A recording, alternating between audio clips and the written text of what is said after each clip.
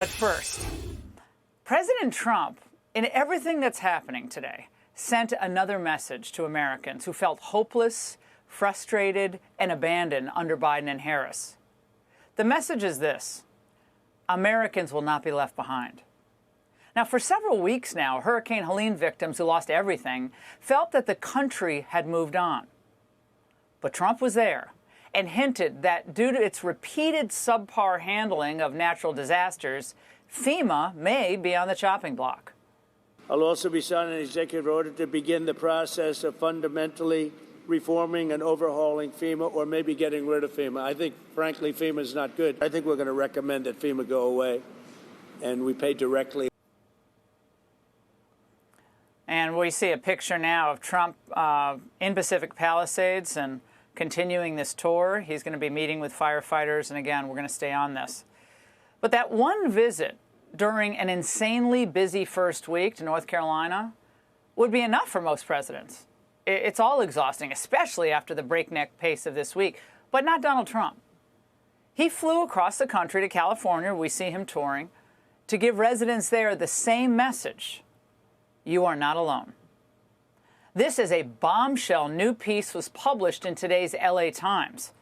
Thousands of pages of state, county, and municipal records reviewed by the Times show that the disaster was years in the making in California. Red tape, budget shortfalls, and government inaction repeatedly stymied plans for water system improvements in parts of the county like Malibu and Topanga outside the city of LA, including some that specifically cited the need to boost firefighting capacity. Wow.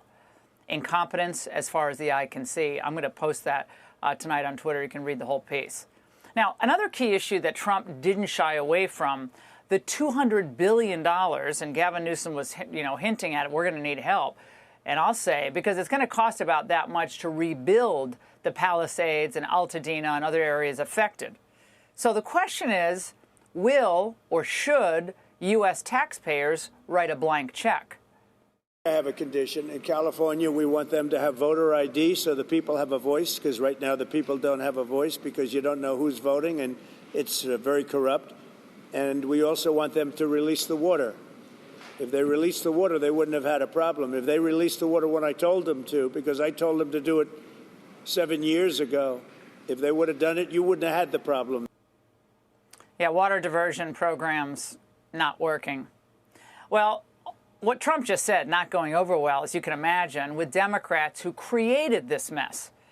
And after initially welcoming Trump to the state, of course, Governor Gavin Newsom was back to doing what he does best, trying to shut down debate and avoid accountability.